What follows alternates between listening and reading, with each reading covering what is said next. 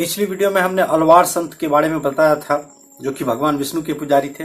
इस बार हम लोग नयनार संत के बारे में जानने जा रहे हैं। नयनार संत भगवान शंकर के उपासक थे। इस श्रृंखला में 63 ऐसे महान संत हुए जिनके नाम पे नयनार संप्रदाय पूरी दुनिया में विख्यात रहा, खास करके दक्षिण भारत में।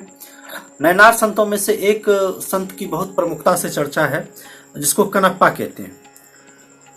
कनप्पा की कहानी बहुत अद्भुत है कि भगवान शिव ने उसे कैसे दर्शन दिया। कनप्पा एक शिकारी था, जंगली शिकारी। जैसे जंगल में घूमता है और शिकार करके खाता है शिकारी। पुराने जमाने में ऐसा ही चलता था। बहुत लोग खेती कम करते थे, शिकार ज्यादा करते थे, खास करके आदिवासी लोग। तो वो कनप्पा जंगल में घूमा करता था, जीव जंतुओं का शिकार किया करता था, उस शिकार से पेट भरा करता था। उसने भगवान शिव के बारे में सुन रखा था कि भगवान शिव बहुत प्रसन्न होते हैं जल्दी और वरदान देते हैं। तो उसके मन में आया कि भगवान शिव की पूजा की जाए। वो देखता था कि पंडित और पुरोहित अपने कुछ पदार्थ को भगवान शिव पे अर्पित करते हैं और पूजा करके फिर वो प्रसाद पाते हैं। तो इसने भी क्या किया कि वहीं पे जंगल में एक शिव मंदिर था। तो शिव मंदिर पे जाकर वो जो भी तीर धनुष से जो भी टुकड़ा मांस का प्राप्त करता था, जीवों को मारता था, पशु पक्षियों को, उससे जो मांस होता था उस मांस के टुकड़े को भगवान शिव के शिवलिंग पर चढ़ा देता था और उसपे ही बेलपत्र और पानी छिड़काव कर देता था। इससे क्या था कि कनप्पा का यही दिनचर्या था। अब पुजारी दूसरे दिन आता था तो वो बड़ा परेशान होता था कि कौन शिवलिंग को अशुद्ध करके चला जाता है, मांस का टुकड़ा वहां चढ़ा देता था। तो वो बहुत दुखी हुआ। तो भगवान शिव ने उसे स्वप्न दिया कि तुम दुखी मत हो, ये मेरे एक प्रिय भक्त है, वो नादान है, लेकिन मैं भाव का भूखा हूँ, पदार्थों और वस्तुओं का नहीं। वो जिस भी भाव से मुझे जो कुछ चढ़ाता है मुझे स्वीकार है, तो तुम्हें चिंता करने की जरूरत नहीं है। तो अगले दिन जब पुजारी को स्वप्न आया तो पुजारी ने देखा कि कौन आता है इस तरह का दिव्य भक्त। तो वो देखता है कि अगले दिन एक शिकारी आया है और उसने ऐसा किया, मांस और जल चढ़ाया। एक दिन शिकारी आता है और फिर से इसी प्रकार से करता है। तो इस बार होता क्या है, कुछ अलग हो जाता है। देखता है कि शिवलिंग में जो भगवान शिव की जो 2 आंखें बनी हुई हैं, उसमें से एक आंख से खून निकल रहा होता है। तो उसने सोचा कि भगवान शिव की आंखें फूट गई, भगवान शिव अब देखेंगे कैसे।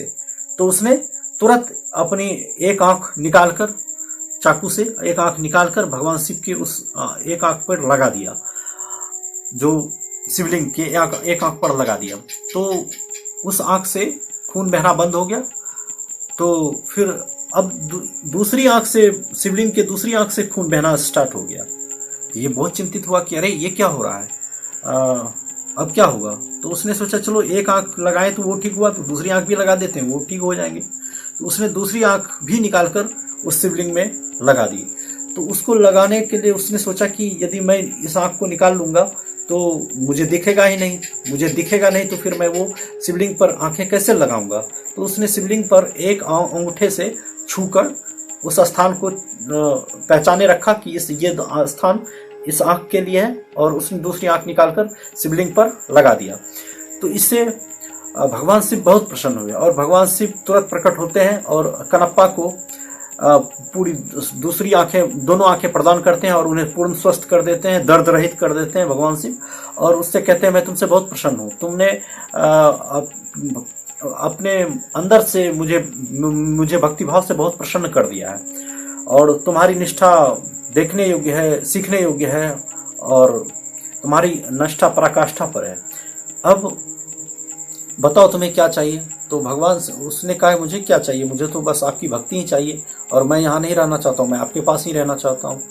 तो भगवान शिव ने कहा ठीक है, ऐसा ही होगा और तुम चलो मेरे लोग। और एक दिव्य प्रकाश निकला और कनप्पा उसमें उस प्रकाश के साथ भगवान शिव के साथ शिवलोक चले गए। और ये सारी घटनाएं पुजारी ने देखी। तो कनप्पा का पहले का नाम थिन्ना, जब वो शिकारी हुआ करता था। लेकिन जब भगवान शिव के साथ ये घटना घटी तो उसका नाम कनप्पा पड़ गया। मतलब काना साधु। काना एक जो कि आंखों को निकाल देता है तो उसे काना ही कहते हैं। तो उसी से काना से कनप्पा शब्द का निर्माण हुआ। और उस क्षेत्र में यह आंध्र प्रदेश की घटना है।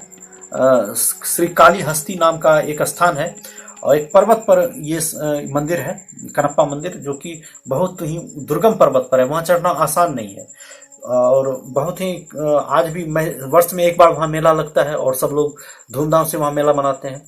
तो पुजारी ने ये सारी घटनाएं पूरे समाज को बताया और उसे एक संत का दर्जा दिया गया। जो एक शिकारी था उसे एक संत का दर्जा मिला कनप्पा के नाम से, और ये घटना मशहूर हो गई और वहाँ वर्ष भर में एक बार बहुत शानदार मेला लगता है। तो ये थे हमारे नैनार संत, और उसमें से कनप्पा का नाम बहुत ही प्रसिद्ध है। यही एक घटना थी नैनार। 63 संत होते हैं इस परंपरा में, 63 संतों का वर्णन है। नैनार संतों का एक खास ग्रंथ होता है तिरुमुरै ग्रंथों में नैनार संतों की वाणी है और सबको पढ़ना चाहिए। और उस समय के 6ठी से 8वीं शताब्दी समय में जो भी ये घटना थी उसके बारे में पता चलता है। धन्यवाद।